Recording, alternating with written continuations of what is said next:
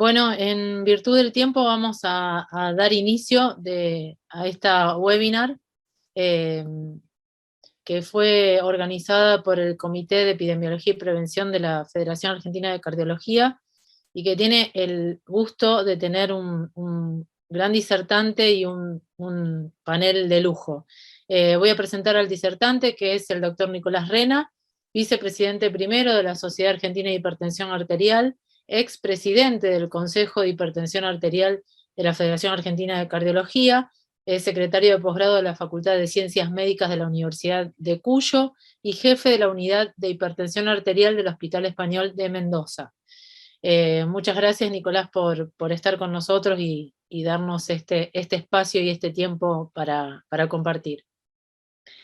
Nos acompañan también como panelistas el doctor Gustavo Staffieri. El doctor Gustavo Staffieri es médico cardiólogo, magíster en hipertensión arterial y mecánica vascular, es miembro del Comité de Hipertensión Arterial de FAC, expresidente de la Sociedad Rosarina de Hipertensión Arterial y director de la Unidad de Hipertensión Arterial de Grupo Oroño. Y también nos acompaña como panel de lujo el doctor Matías Arrupe, con sus antecedentes como médico cardiólogo, es staff de la Clínica de Cuyo de Mendoza y miembro del Comité de Diabetes y Obesidad de la Federación Argentina de Cardiología.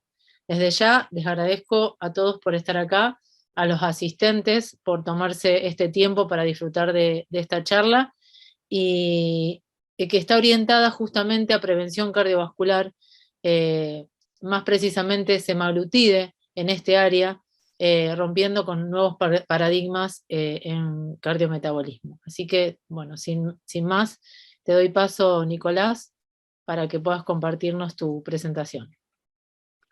Bueno, muchas gracias, Carolina, muchas gracias al comité por la invitación. Saludo también a los panelistas y les voy a presentar, ya voy a poner en modo presentación para que arranquemos. Y la idea de la charla es que, bueno, hagamos un pantallazo a través de un caso clínico de cuál puede ser el rol que tenga semaglutide y los GLP-1 agonistas del receptor en esto que hablamos de prevención, tanto primaria como secundaria, a nivel cardiovascular. Bueno, les presento el caso de Franco, que tiene 55 años, tiene un índice de masa corporal incrementado, una hemoglobina glicosilada de 7,4%, es sedentario, tabaquista, y creo que como antecedente fuerte, y por eso se los he remarcado, tiene una diabetes mellitus de hace 7 años de diagnóstico, que en su control de rutina apareció un infarto agudo de miocardio, con el cual lo tuvimos que internar en nuestra unidad coronaria, y se le colocaron 2 stents a la descendente anterior. Además, el paciente tiene una hipertensión controlada y tratada con 2 fármacos en combinación y tiene antecedentes familiares positivos, lo mismo que de accidente cerebrovascular. Como inquietud de la consulta, el paciente refiere un poco de que en la analítica, en el control, expresa que no tiene su diabetes controlada como corresponde, que le preocupa un poco repetir el antecedente que tuvo del infarto y que además está preocupado por su peso. De hecho, le cuesta trabajar al respecto, independientemente de que no tiene una actividad física adecuada. El tratamiento actual del paciente es metformina 2 veces por día, rosuvastatina 20 miligramos por día, la combinación de un IECA con un diurético 2 veces por día y aspirina 100 miligramos que quedó posterior a la angioplastia. Ahí ustedes pueden ver a la izquierda lo que fue la analítica que trajo, en el cual encontramos algunos parámetros metabólicos dentro de lo esperado, una hipertensión arterial, como les dije, controlada. Después podemos discutir un poco esto del control, sobre todo por los antecedentes del paciente. Y cuando nosotros llevamos a la estratificación del riesgo cardiovascular, lo que podemos decir es que el paciente siempre va a tener, por tener enfermedad cardiovascular establecida, un muy alto riesgo cardiovascular. El paciente ya tuvo el infarto. Estamos en el pie de ahí hacia adelante en lo que estamos hablando. Por lo tanto, esta es como la estratificación más fácil para interpretar, que habitual la vemos los cardiólogos, porque los colores ya estamos desde el morado para adelante, y si existiera un color más oscuro, creo que el paciente también lo tendría. En el ecocardiograma el paciente no tiene más que una ligera hipertrofia ventricular izquierda, y posterior a la cámara gamma no mostró isquemia. Entonces, tenemos un paciente que en la evolución, yo podría decirles, bueno, está controlado por de alguna manera. ¿Cuál es el riesgo o hacia dónde apuntamos con este paciente cuando hablamos de prevención? Bien, vamos a hacer un poco de datos de lo que tenemos recientemente. Vamos a hablar un poco del estudio CAPTCHA y qué nos arrojó, sobre todo en los valores en Argentina, comparado a nivel mundial. Creo que claramente la enfermedad cardiovascular y la enfermedad cardiovascular avanzada es superior a lo que encontró la media del estudio, y eso no deja de ser importante y un poco congruente con lo que encontramos a nivel de la cuarta encuesta de factores de riesgo cardiovascular. Ahí donde lo tenemos al paciente, y cuando desglosamos esta enfermedad cardiovascular, vemos que la enfermedad coronaria y la enfermedad vascular es predominante cuando hablamos nosotros, al menos en nuestro país, de enfermedad cardiovascular establecida. Por otro lado, hablamos de que al riesgo cardiovascular nosotros tenemos que identificarlo como vascular, por eso les pongo el vascular en el centro, y que existen múltiples factores que van a estar actuando sobre el vaso. Y cuando hablamos sobre el vaso, yo prefiero no siempre hablar de aumento de la aterosclerosis, porque no es el único evento que sucede a nivel vascular, tanto en la etapa o sea, en la prevención primaria como en la prevención secundaria, y que además debemos completarlo con lo que nosotros llamamos ese riesgo residual, que en parte lo tiene la inflamación y en parte aún podemos poner algunos otros eventos. Quiere decir que todo esto que yo les estoy mostrando acá, de factores que van a contribuir al riesgo cardiovascular de este paciente, claramente lo podemos desglosar en estos globitos y centrarnos también en que la hipertensión arterial es un factor que hace progresar esto y que no debemos descuidar dentro de la evolución del paciente. Este paciente no tenía adecuadamente, o no teníamos objetivos probablemente de hemoglobina glicosilada como uno debería esperarlo, pero el resto de los factores también estaban muy borderline.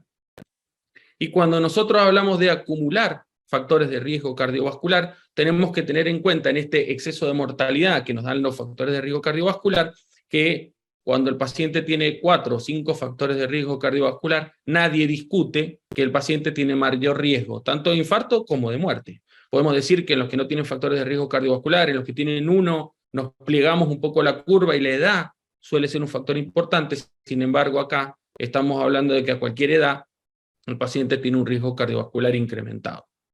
Entonces, cuando hablamos de los MACE, que nos gusta decirlo como MACE, pero de lo que nosotros nos encontramos en el consultorio habitualmente son los MACE. Por lo tanto, lo que nosotros vemos en el consultorio, que vamos a ir a buscar en el metaanálisis, vemos que tanto para el estudio SUSTAIN 6, como también algunos otros estudios, ya lo vamos a ver, como el Pioneer, mostraron que la adición o el agregado o el tratamiento con semaglutide logró reducir la morbimortalidad de estos pacientes. Y no estamos hablando de 5 pacientes, 10 pacientes, estamos hablando de un metaanálisis que tiene una evidencia muy fuerte con un riesgo, con una P muy significativa. Acá un poco lo que les estaba mostrando recién. También, si lo enfocamos a la incidencia de infarto y accidente cerebrovascular en el mismo metaanálisis, fíjense los valores de significación estadística que tiene esto y la atracción que lleva semaglutide cuando hablamos de esta reducción de los eventos cardiovasculares. ¿Cuánto? ¿Cuánto es una pregunta que nosotros nos hacemos en el consultorio? Porque a veces es difícil transmitir el trial al consultorio o la guía al consultorio. Entonces, uno tiene que dar el número porque pareciera que es lo que nosotros necesitamos. 26% de reducción. 26% de reducción de eventos primarios. Eso es muy importante y eso nos da que nosotros, tratando durante 2 años a 45 pacientes, logramos una reducción de esta naturaleza. Ese es el NNT que tiene esto. Vamos a transmitir un poco el NNT a lo nuestro. Si nosotros hablamos de que la diabetes pura, no hablemos de diabetes, más hipertensión, más obesidad, pero si hablamos de diabetes, tenemos al menos un 10-12%, vamos a discutir entre el 9 y el 12, Si hablamos de hipertensión arterial, a mí no me gusta discutir y yo digo que hay arriba del 40% de pacientes con hipertensión arterial. Si hablamos de dislipemia, hablamos de un 26% de dislipemia, y si hablamos de obesidad, sobrepeso, hablamos de un 60%. Quiere decir que en nuestro consultorio la conjunción de muchos de estos factores de riesgo cardiovascular son muy frecuentes. Es decir, que probablemente nosotros en un tratamiento de una semana o de 15 días con semaglutide logramos reducir una muerte de nuestros pacientes del consultorio.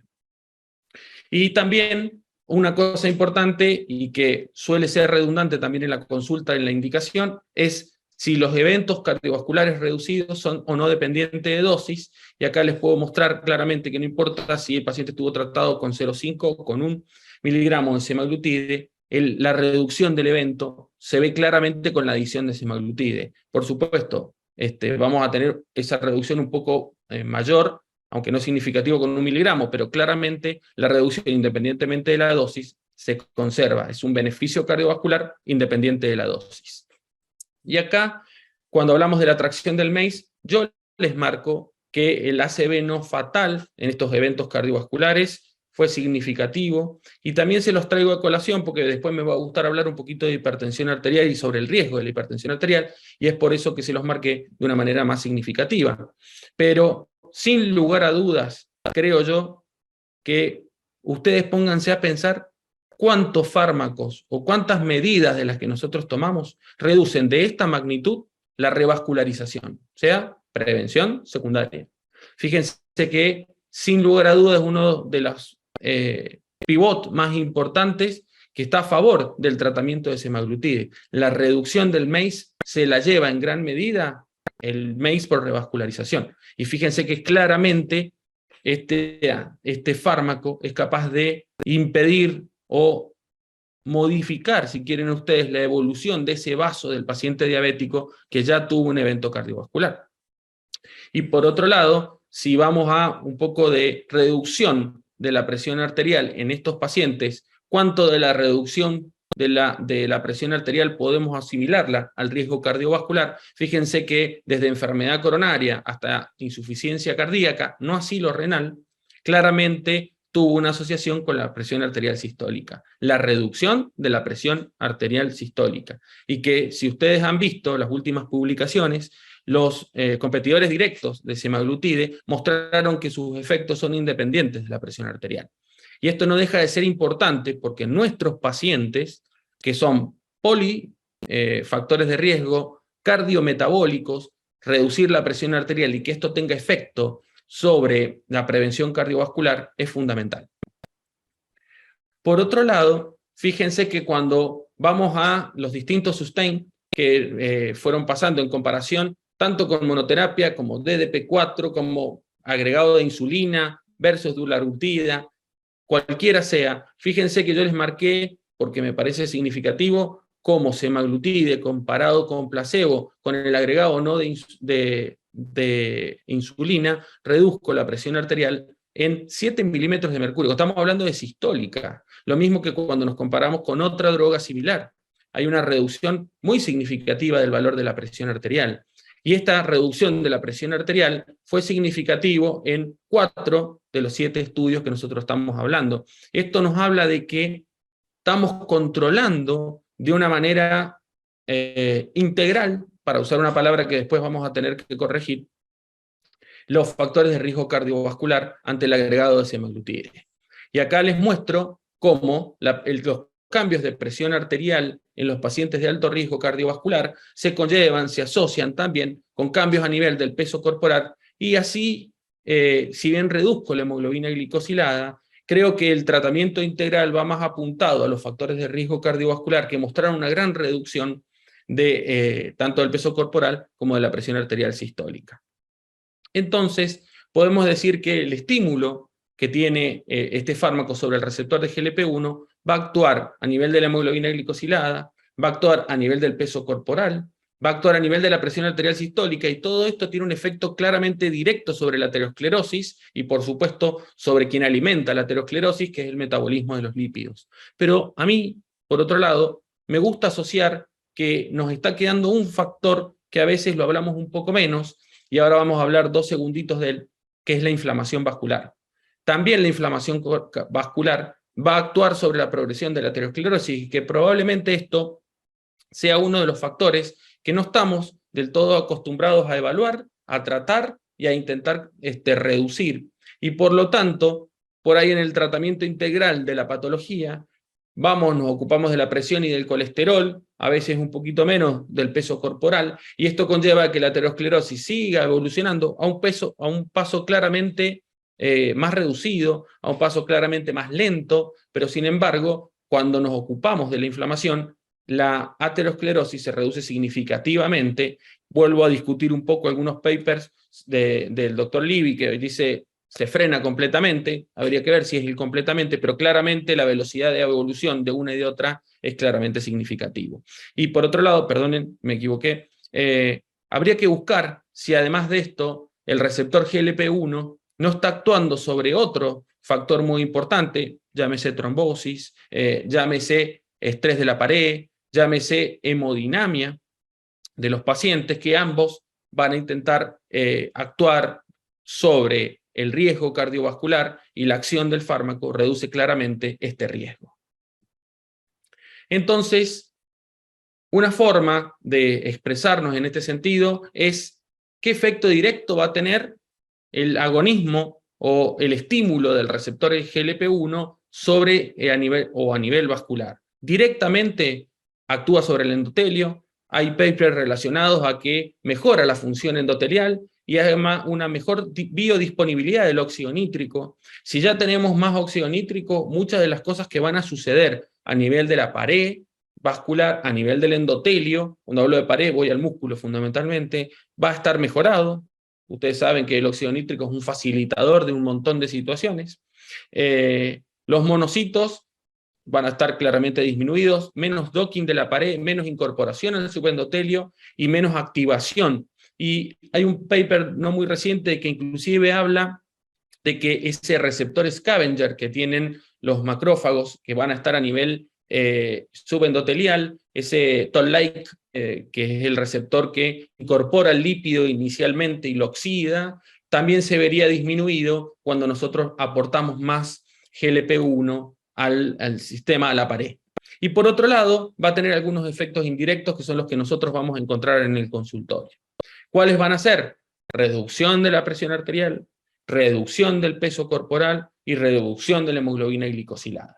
Entonces, efectos directos, puro y exclusivamente sobre la pared endotelial. Por otro lado, disminuir la inflamación, disminuir o activar, disminuir la vasoconstricción o activar la vasodilatación con la disminución de la proliferación y la cambio de fenotipo que tienen las células musculares cuando se van a transformar en fibroblasto y van a formar la pared o la cápside lipídica. Entonces, encontramos un tratamiento integral que podemos justificar fisiopatológicamente a través del vaso.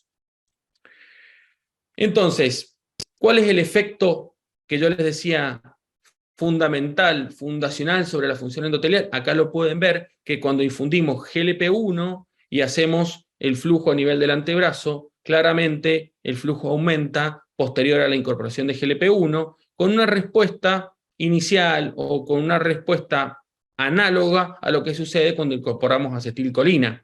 Y acá me tomo 30 segundos para decirle que cuando nosotros incorporamos acetilcolina en un endotelio que funciona, produce lo que ustedes ven a nivel verde, pero si inyectamos acetilcolina en un vaso que no tiene o que está denudado de la pared endotelial, produce lo que está a nivel azul. Pero ustedes pueden ver que cuando incorporamos GLP-1 a cualquiera de las dos, se ve este aumento claramente significativo.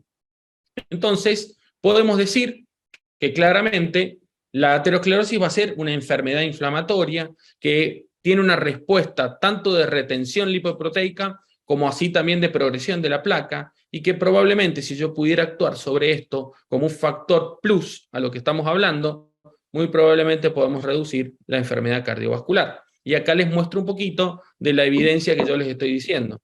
Díganme ustedes, en líneas generales, cuántos fármacos o cómo ven ustedes la reducción de la PCR ultrasensible entre consultas cuando estamos con el tratamiento convencional. Es muy frecuente que nos encontremos con PCRs ultrasensibles por arriba de 2.5 o 3, y que cuando hagamos el seguimiento a largo plazo, vamos encontrando valores muy similares. Con el buen control de la presión arterial y con el buen control de la diabetes, muy probablemente podamos reducirla, pero es bastante poco frecuente que rondemos el 1.5, como logra muchas veces la incorporación de semaglutide.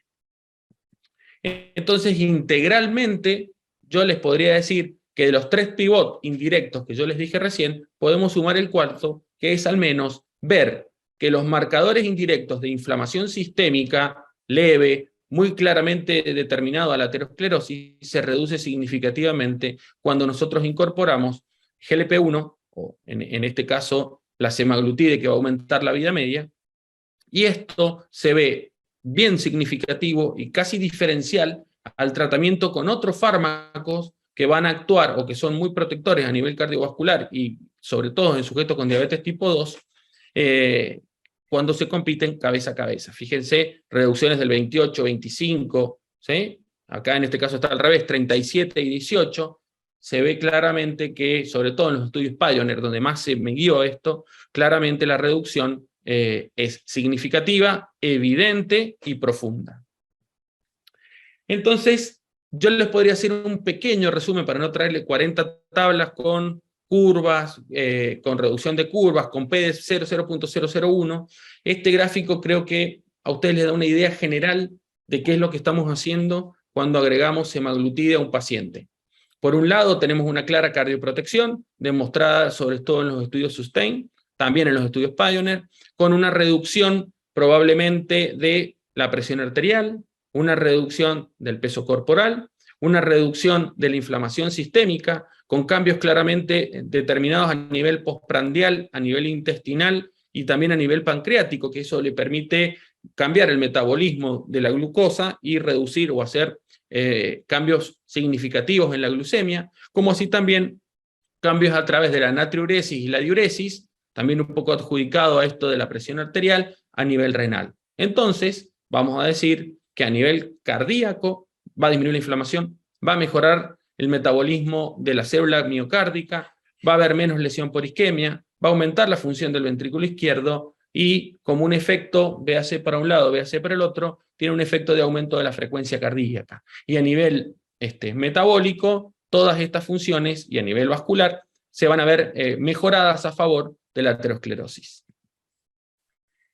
Cuando vamos un poco a los estudios y vemos que la mayoría de los estudios de los que estamos hablando, tanto los estudios fuertes, tanto el LEADER como SUSTAIN, utilizó una clasificación de presión arterial un poco relacionado a lo que están utilizando en Estados Unidos. Esto les pudo haber llamado un poco la atención porque hablábamos de pacientes que estábamos tomando como punto de corte sistólica 130 latidos por minuto, y cuando estábamos hablando de estadio 2 de hipertensión arterial sistólica estábamos hablando de 140.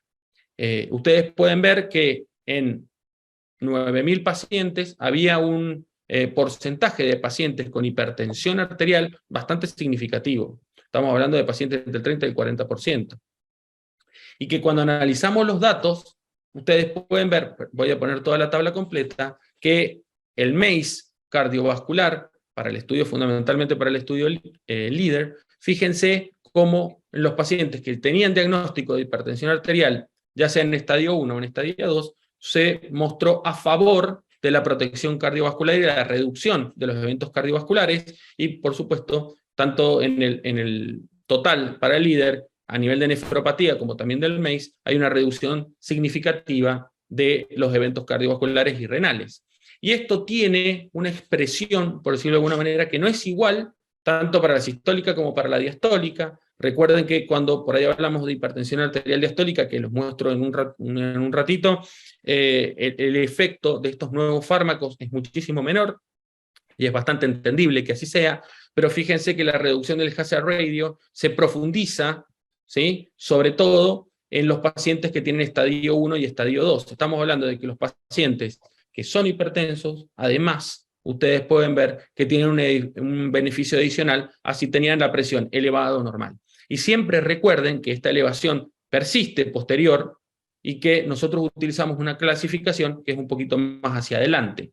Con la presión arterial diastólica, ustedes pueden ver que fue bastante diferente, muestran un beneficio claro los pacientes que tenían presión arterial diastólica normal versus los pacientes que no mostraron beneficios significativos cuando estaban en estadio 1 o en estadio 2. Bueno, un poco para redondear la charla, quiero invitarlos al próximo congreso de la FAC, que va a ser en Mendoza, el 1-3 de junio del 2023, el año próximo, así que los espero por aquí y espero que les haya parecido interesante la presentación. Muchísimas gracias, Nicolás, clarísimo, te felicito por la presentación.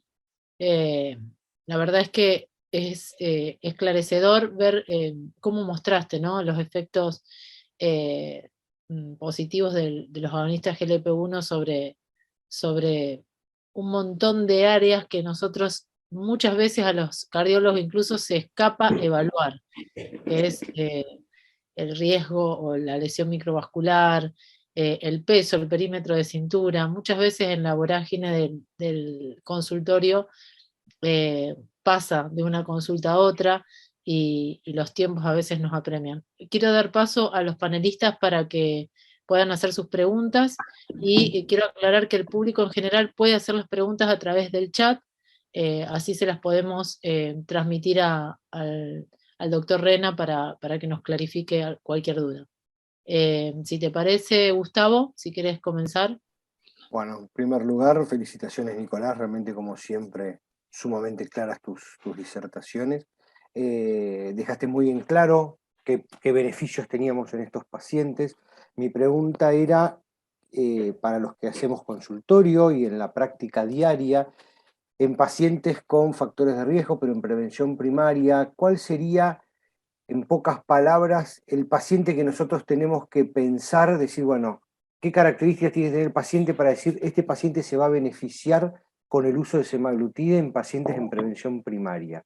No sé si me entendés a lo que voy. Digamos, sí. Cuando uno ve en el consultorio, decir, bueno, a ver, estos pacientes, este grupo de pacientes son los que más se van a beneficiar con el uso de semaglutide, sobre todo para nosotros los cardiólogos, digamos, porque por ahí el diabetólogo es distinto y está más acostumbrado al uso de este tipo de drogas, pero para ahí los cardiólogos, que hoy cada vez utilizamos más este tipo de drogas y estamos cada vez tratando más la polipatología y la diabetes en sí, ¿qué nos podrías vos decir de ese grupo? Sí, mira, yo hoy voy a aprovechar que estamos conocidos y voy a usar una palabra que creo que ejemplifica lo que yo pienso a dónde tenemos que ir. Yo creo que semaglutide es una polipil. ¿Y eso qué significa?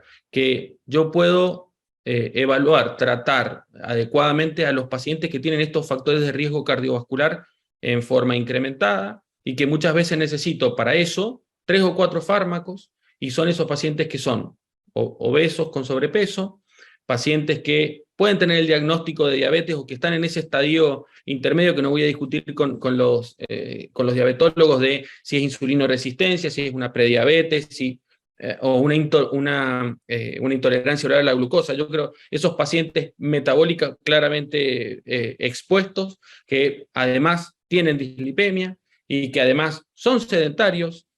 No estoy diciendo que sea la cura milagrosa a lo habitual que vemos en el consultorio, solamente que creo que semaglutide engloba todo esto, y cuando yo me pongo a pensar, bueno, a ver, ¿cuántos fármacos yo necesito para un paciente en prevención primaria con los factores que yo les estoy diciendo? Necesitamos por lo menos 4.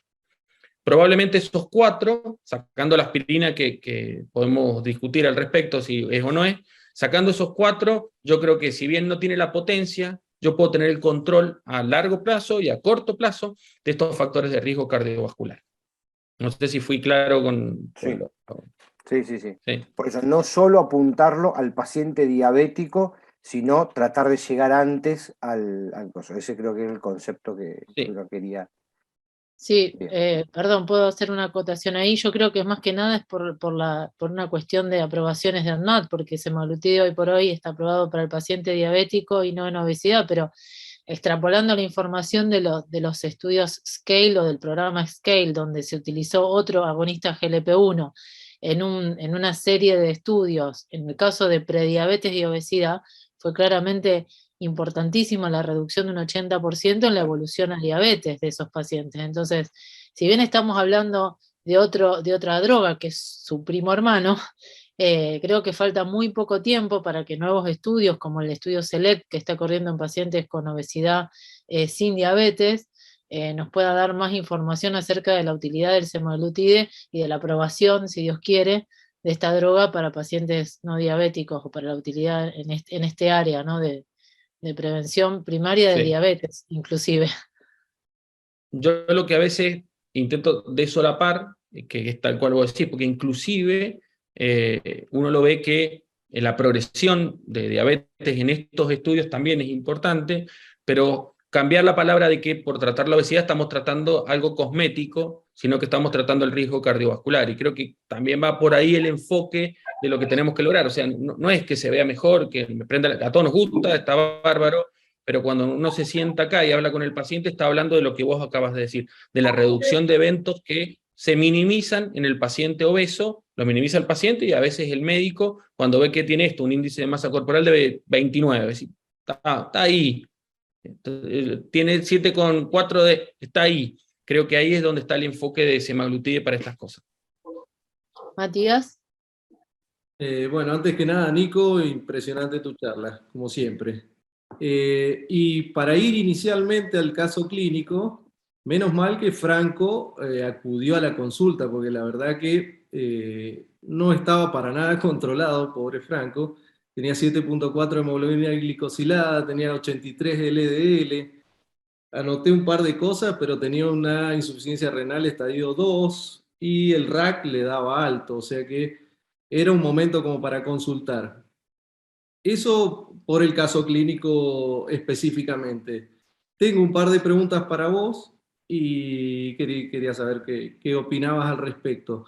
Porque el estudio Capture demostró que en Argentina, primero y principal, sabiendo todos estos beneficios que tiene semaglutide con respecto en general al paciente en prevención primaria y en prevención secundaria.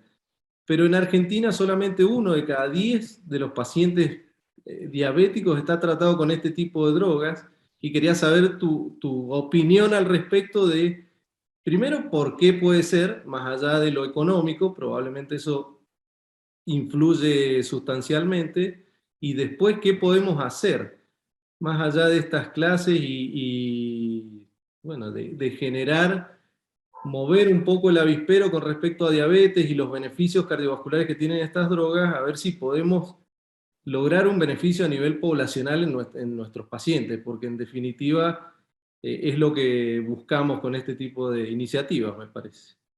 Sí. Yo primero te iba a decir un poco de esto, la limitante, la cobertura, el sistema, ¿sí? Pero te voy a dar 2 ejemplos que me parece que son importantes, que se resumen en una sola palabra, que Gustavo debe estar cansado de escuchar, y vos también cuando hablamos de hipertensión, que es el tema de la inercia. Tenemos dos estudios que se hicieron acá, en Argentina, un poco para ponernos en contexto de lo que acabas de decir. El estudio RAMPAC, que se fue a medir cuánto registraban el valor de la presión arterial en los hospitales, y fue el 14% de los médicos, estamos hablando de inercia hacia el diagnóstico. Y por otro lado, Big Pharma, que propone cómo tratamos a un paciente con dislipemia y cómo es la escala de valores. La mayoría de los pacientes, de los médicos, cuando tiene controlado el colesterol, suspende la medicación. La mayoría de los médicos da la dosis día por medio cuando el paciente tiene algo de control, pero de síntomas. Y la mayoría de los médicos tienen, no temor, no es la palabra correcta, pero creo que es la más entendible, de avanzar hacia fármacos más complejos porque la mayoría de las veces no los conoce. Entonces, o no conoce los efectos adversos, lo cual habla de precaución, por otro lado, por eso no pega la palabra temor. Creo que en la idiosincrasia general, el médico por ahí se siente cómodo con un grupo farmacológico estándar, llámese en diabetes metformina, por ejemplo, que sabe cómo está, que sabe la dosis, que sabe los efectos adversos, y le cuesta arrancar hacia algo que tenga diferente perspectiva. Creo que la educación médica, la sociedad científica, todo esto apunta a mejorar esto, pero es en general, y no es solo en Argentina, yo lo traigo porque estamos hablando acá, podríamos hablar de otros estudios internacionales que sucede algo similar. Creo que en este de la intención a tratar nuestra, no el trial, a los pacientes con algo nuevo, suele ser bastante lenta.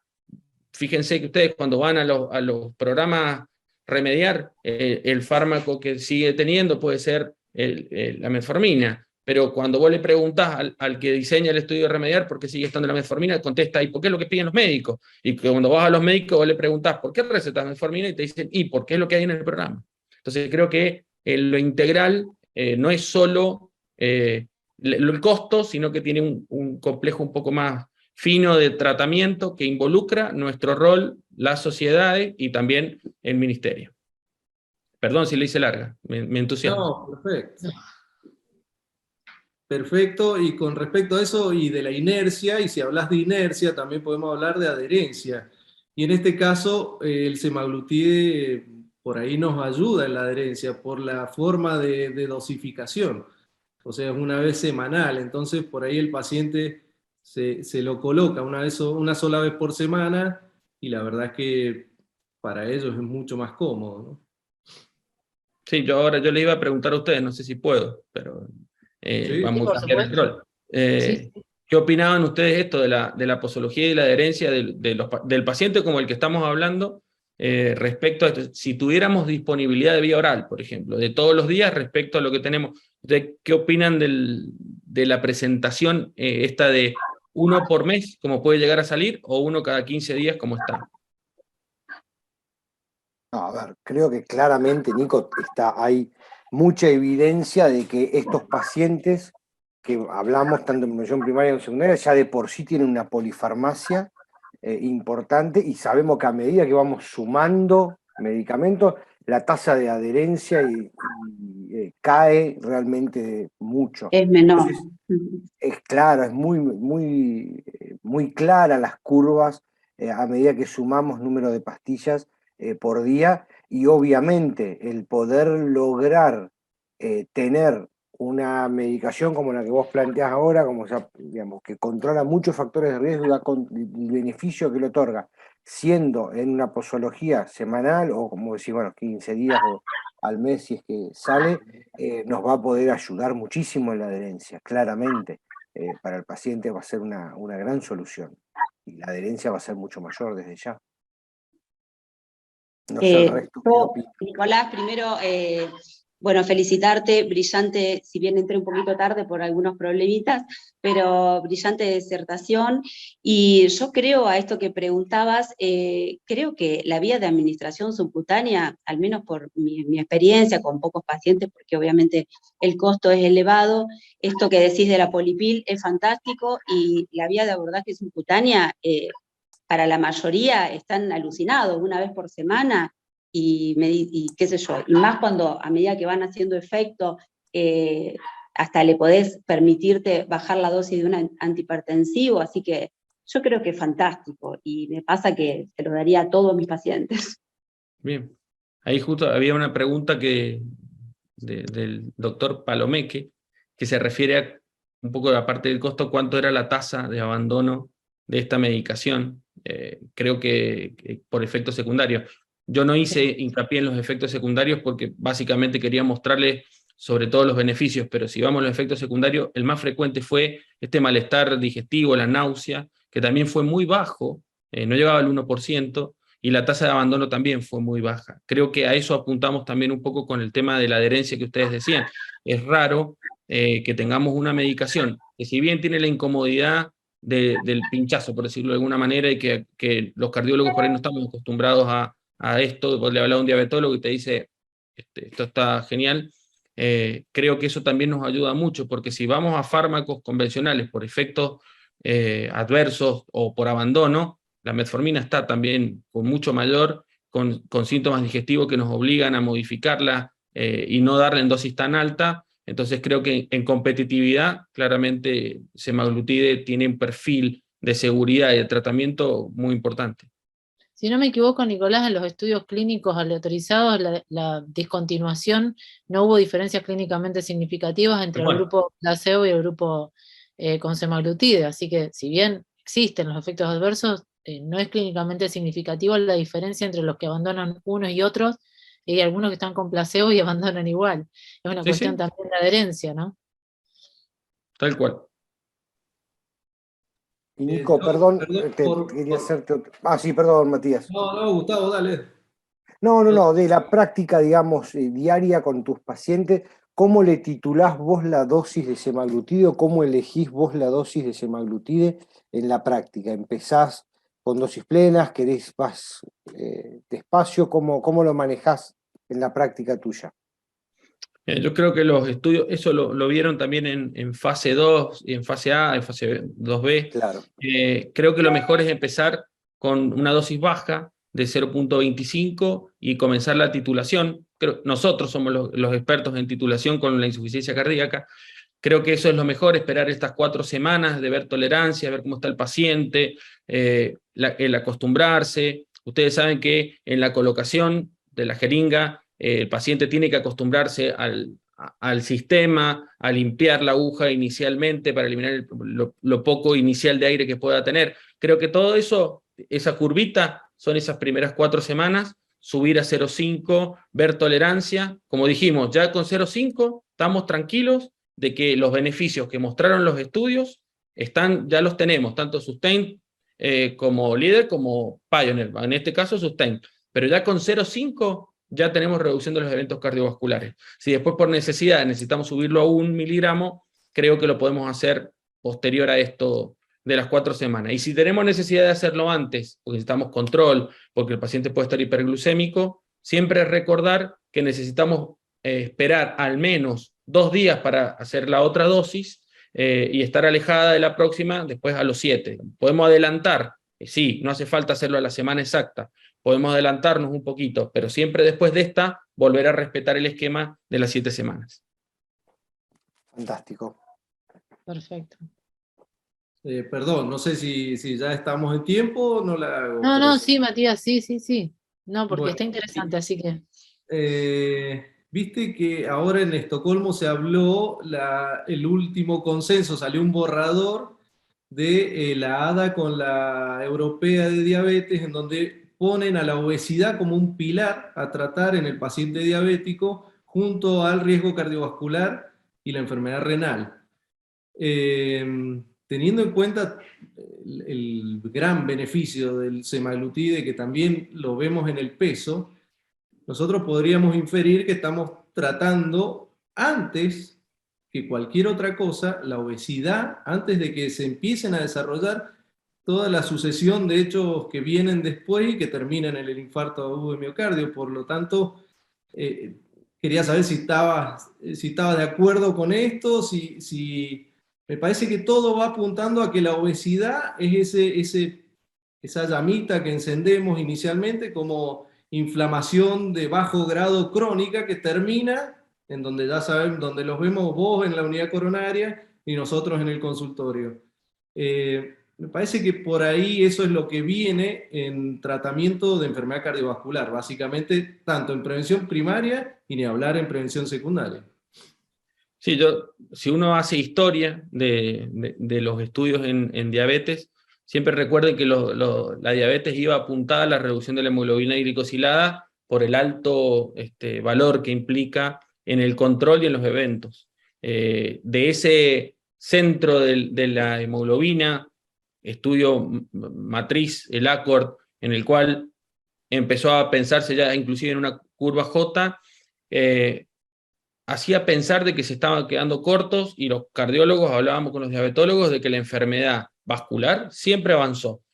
Yo creo que en un congreso de diabetes se haya puesto como centro de la patología de la enfermedad cardiovascular, creo que es un gran avance. Le debemos eso a los 2 últimos grupos farmacológicos, porque hasta esos 2 grupos farmacológicos hablábamos de enfermedad cardiovascular. Nosotros poníamos a los diabéticos como alto riesgo de enfermedad y poníamos a los diabéticos como de alto riesgo hasta para ir a una cirugía cardiovascular, con una diferencia entre cirugía y hemodinamia, y sin embargo los diabetólogos estas diferencias la tenían en un segundo plano, y seguía siendo metforminocéntrico. Creo que esto que vos acabas de decir es un pilar crucial para empezar a trabajar en algo más conjunto, no solo poner en el centro a la obesidad, que claramente está, y que los estudios de lo que no tenemos disponible, semaglutide 2.4, mostraron que se pueden comparar con cirugía bariátrica. Estamos hablando de que la reducción de peso es de 18 kilos, estamos hablando de algo muy importante. Creo que este perfil de controlar un poco la obesidad con la pandemia de obesidad que tenemos es fundamental para el control de la diabetes. Al revés, ¿no? Es fundamental. Sí, totalmente de acuerdo. Excelente, sí. Bueno, creo que no hay más preguntas tampoco del público. Bueno, yo agradezco muchísimo, Nicolás, tu charla, tus aclaraciones. Fuiste muy claro, como siempre. Excelente la disertación. Agradezco a Gracias. Gustavo, agradezco a Matías, al resto de los médicos del comité por participar, bueno, y a toda la gente que estuvo escuchando esta charla en un día de semana a esta hora. Así que desde ya, agradecidos y complacidos por tu disertación. Muchas gracias a ustedes. Muchísimas gracias por la invitación y por escuchar. No, por favor. Bueno, damos por finalizado entonces esta webinar y los invitamos a la próxima webinar en prevención cardiovascular, en nuevos paradigmas, en prevención cardiovascular con análogos GLP-1, que se va a dar el 5 de noviembre a la misma hora. Muchas gracias. Gracias a Muchas todos, gracias. saludos, Hasta hasta luego. luego. Chao, chao.